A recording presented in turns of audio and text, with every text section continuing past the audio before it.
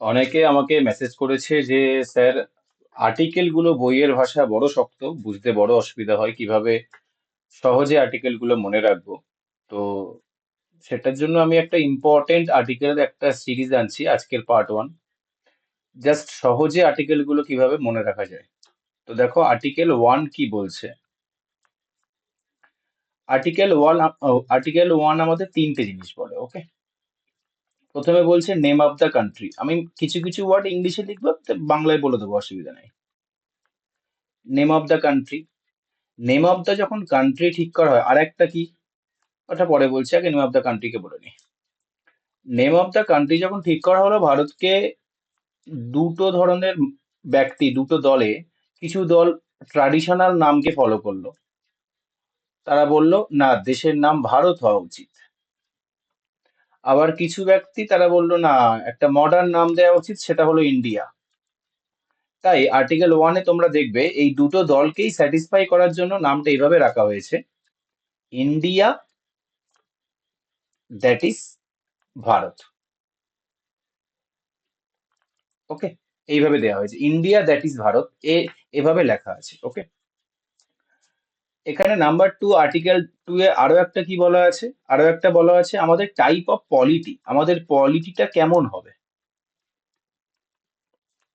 তো type of পলিটিতে আমাদের কথা বলা আছে যে ইউনিয়ন ইউনিয়ন অফ স্টেটস হবে, নাকি ফেডারেশন অফ স্টেটস হবে, কি ধরনের আমাদের হবে পলিটিটা।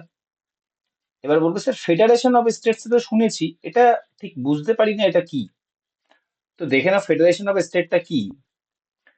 যেমন ইউএসএ, ইউএসএ তে কি, এই যে ফেডারেশন অফ স্টেট, এর এর বাংলা হলো যুক্তরাষ্ট্র, ওকে।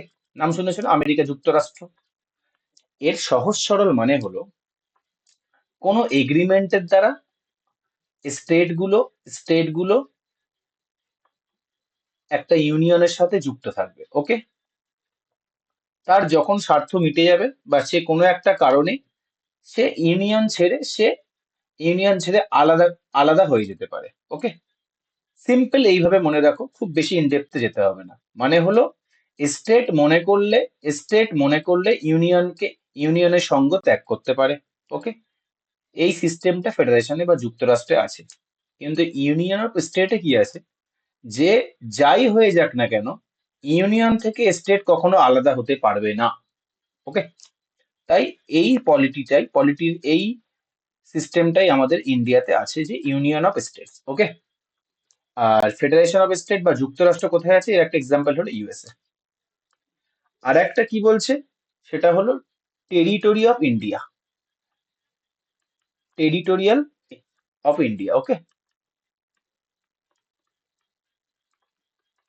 হাতের লেখা খুবই বাজে, অ্যাডজাস্ট করে নিও।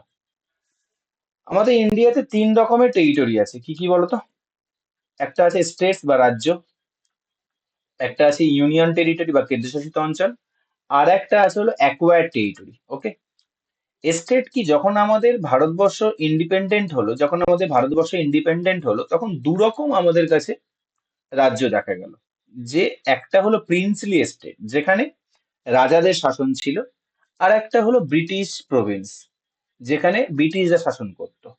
তো এই যখন ব্রিটিশরা দেশ ছেড়ে চলে গেল, এই দুই ধরনের স্টেটস বা রাজ্যের মধ্যে রাখা হলো, যেখানে আর কি, যেটাতে যেমন আমাদের পশ্চিমবঙ্গ, উত্তরপ্রদেশ, মানে স্টেট বলতে যার একটা নিজস্ব প্রশাসন থাকবে, যার একটা নিজস্ব সরকার থাকবে, ঠিক আছে।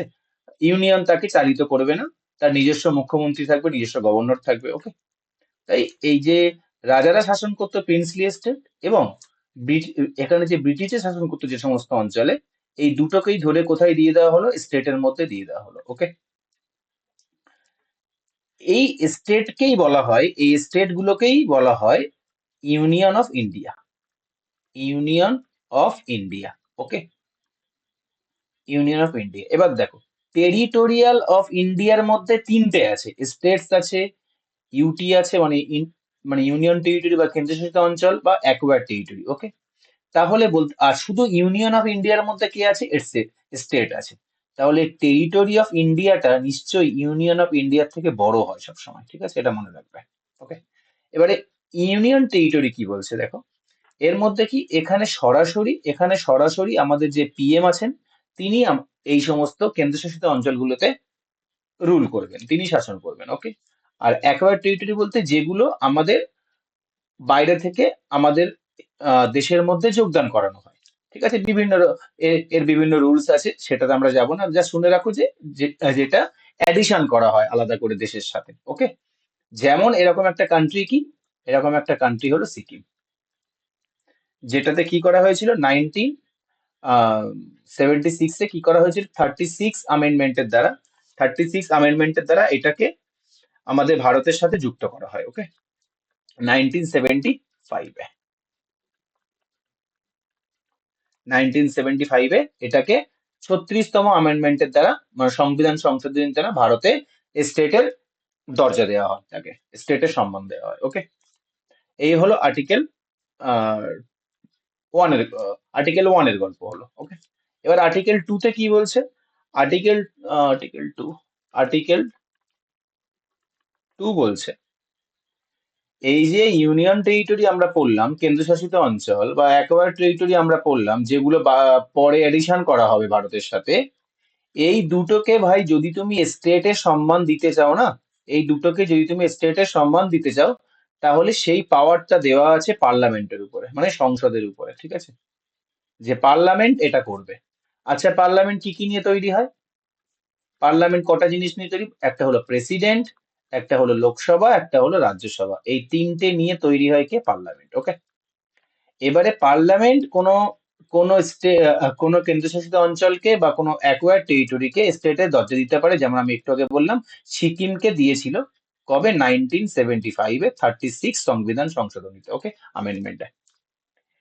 এবারে কথা হলো, এরকম করতে গেলে এস- এই যে পার্লামেন্টকে, যে অ্যাকোয়ার্ড টেরিটরিকে বা যে ইউনিয়ন টেরিটরিকে স্টেটের দরজা দেবে, সেটা করতে গেলে আমাদের পার্লামেন্টের নিজস্ব ক্ষমতা দেওয়া হয়েছে আর্টিকেল 2-তে। ওকে। নেক্সট কি বলছে? আর্টিকেল 3 কি বলছে? আর্টিকেল 3-তে চারটে জিনিস আছে। কি আছে? বলছে কোন স্টেটকে, এখানে পার্লামেন্টের উপরে আবার ক্ষমতা দেওয়া হয়েছে, পার্লামেন্ট কি করতে পারে, চারটে জিনিস এখানে করার ক্ষমতা দেওয়া হয়েছে। কি করতে পারে? ব্ল্যাক কালি নিয়ে নি। বলছে যে তোমরা কোনো স্টেটকে সেপারেট করতে পারো।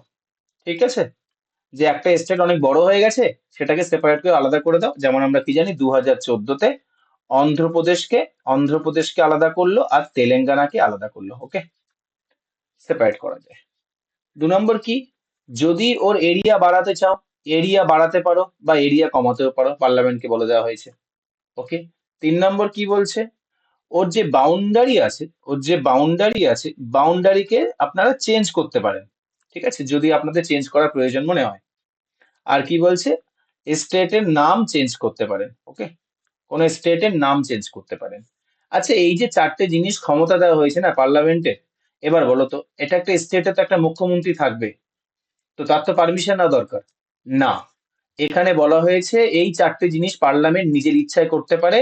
এখানে স্টেটের পারমিশন নেওয়ার দরকার নেই। ওকে, পার্লামেন্ট যদি মনে করে এটা করার কথা, পার্লামেন্টটা করতে পারে। ওকে। আচ্ছা, আর্টিকেল 4 কি বলছে? আর্টিকেল 4 বলছে, এই যে আমরা পড়লাম আর্টিকেল 2 পড়লাম, আর্টিকেল 3 পড়লাম, বলছে এই আর্টিকেল 2 আর আর্টিকেল 3। আচ্ছা, আর্টিকেল 2-তে কি পড়েছি একবার দেখে নি। আর্টিকেল 2-তে পড়লাম কোনো কেন্দ্রশাসিত অঞ্চল বা কোনো অ্যাকোয়ার্ড টেরিটরি, যেটা পরে ভারতের সাথে অ্যাড করা হয়েছে, তাকে স্টেটের সম্মান দিতে পারে কে? পার্লামেন্ট। আর্টিকেল 3-তে কি পড়লাম? স্টেটকে সেপারেট করতে পারে, স্টেটের এরিয়া ছোট বড় করতে পারে, বাউন্ডারি চেঞ্জ করতে পারে, নাম চেঞ্জ করতে পারে কে? পার্লামেন্ট। তো এই জিনিসগুলো করতে গিয়ে পার্লামেন্টের কোনো সংবিধানে কনস্টিটিউশন আমেন্ডমেন্ট করার দরকার নেই, সংবিধানে সংশোধনী করার দরকার নেই। তারা সিম্পল মেজরিটিতে সিম্পল মেজরিটিতে বিল পাস করে এটা করতে পারে। কোনো সংবিধান সংশোধনের প্রয়োজন নেই। ঠিক আছে, এবার তোমাদের প্রশ্ন হবে, স্যার তাহলে সিম্পল মেজরিটি কি? সিম্পল মেজরিটি সত্যি সিম্পল ব্যাপার। কি ব্যাপার দেখে নাও। মনে করো আমার আমার এই হলো লোকসভা, এখানে 100 জনের ক্যাপাসিটি, 100 জন মেম্বার আছে। ঠিক আছে, এবার যেদিনকে এই যে ভোটাভুটিটা হবে সেই দিনকে দেখা গেল মোট আমার 80 জন উপস্থিত আছে। ওকে, 20 জন উপস্থিত নেই, তো ওদেরকে ভুলে যেতে হবে। 80 জন উপস্থিত আছে, 80 জনের মধ্যে দেখা গেল 50 জন আমার ভোট দিয়েছে।